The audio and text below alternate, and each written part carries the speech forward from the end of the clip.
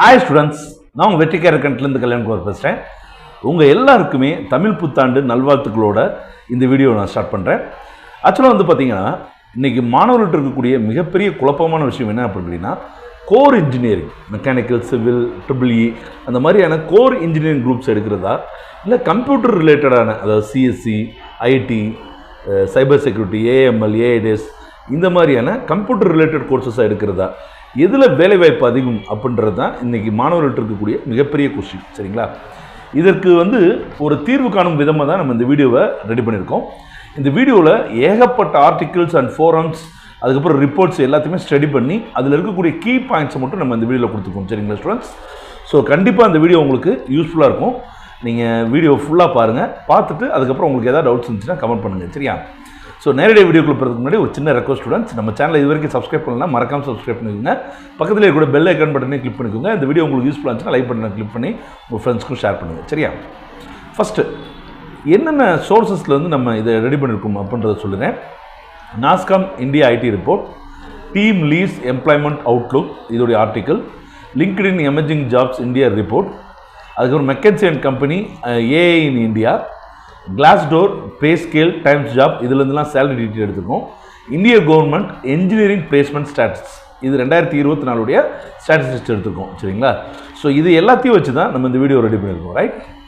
So இந்த video முழுக்க ஒரு எஜுகேஷன் பர்பஸ்க்காக தான். சரியா? நீங்கள் ஒரு முடிவு எடுக்கிறதுக்கு முன்னாடி ஒரு சின்ன கைட்லைன் கிடைக்கிறதுக்காக தான் இந்த வீடியோ. சரியா?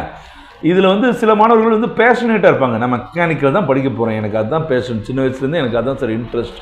இப்போ என் பையனை எடுத்துட்டிங்கன்னா நான் நிறைய வீடியோ சொல்லியிருக்கேன். சிவில் இன்ஜினியரிங் தான் எடுத்தார்.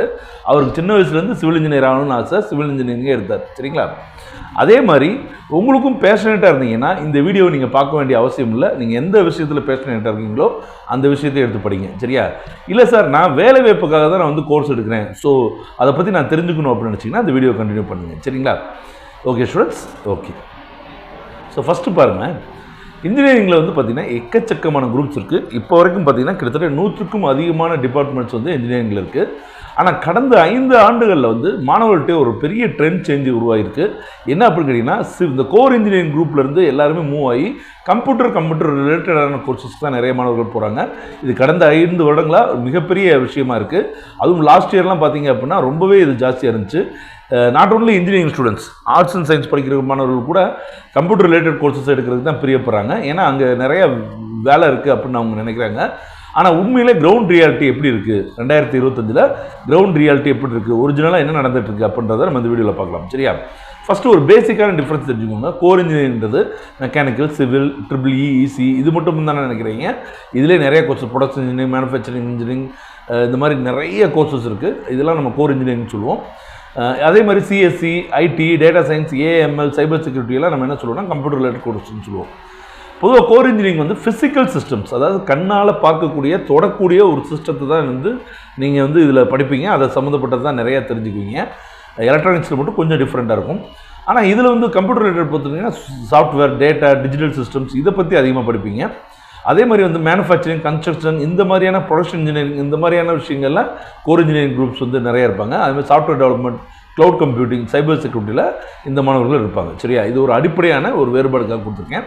இதில் ஜாப் மார்க்கெட் 2025 ஜாப் மார்க்கெட்டை டீட்டெயிலாக பார்த்தலாம். மெக்கானிக்கலை பொறுத்த வரைக்கும் ரொம்ப க்ரோத் ரொம்ப லோயராக தான் இருக்குது இந்தியாவை பொறுத்த வரைக்கும்.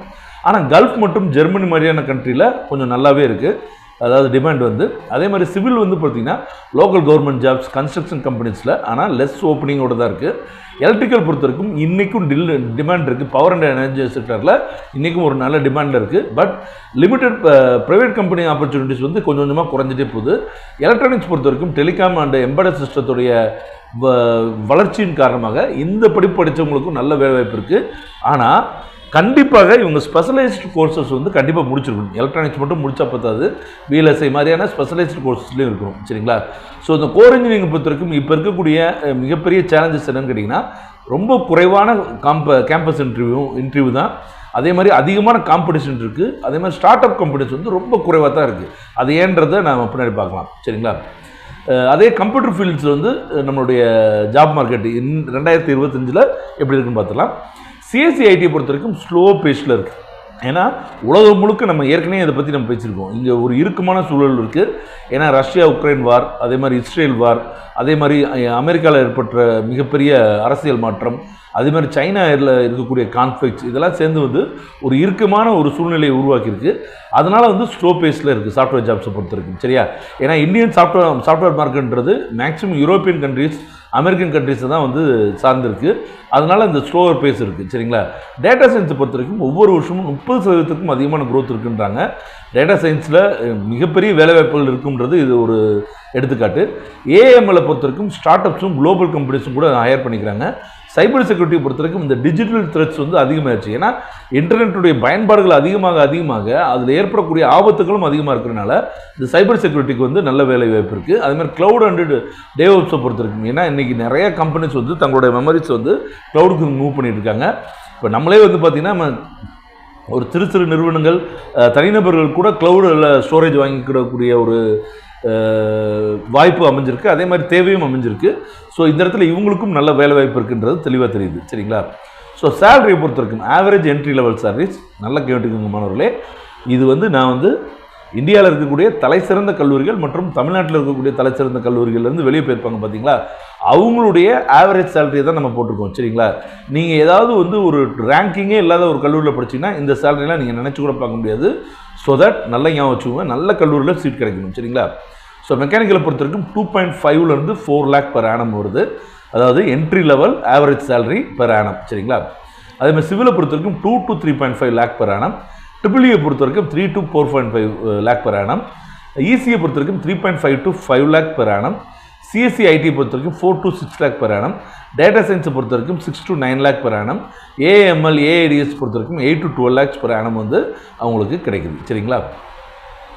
ஸோ என்னென்ன ஸ்கில்ஸ் வந்து ரெக்கார்டு இந்த நீங்கள் பே ஸ்கேல் அச்சீவ் பண்ணோம்னா என்ன ஸ்கில்ஸ் ரெக்கார்டுன்னு பார்த்தீங்கன்னா, கோர் இன்ஜினியரிங் குரூப்பாக இருந்தீங்கன்னா கேட், பிஎல்சி, மேட்லேப், ஆட்டோகேட் இந்த மாதிரியான பேசிக் மெஷின் சிஸ்டத்தில் ஏக்கச்சக்கமான கோர்சஸ் வந்து ஆன்லைன்லையும் அவைலபிளாக இருக்குது, ஆஃப்லைன்லையும் அவைலபிளாக இருக்குது. உங்களால் அஃபோர்ட் பண்ணக்கூடிய ப்ரைஸஸ்லேயே கிடைக்குது. ஸோ அதை படிங்க. சரிங்களா?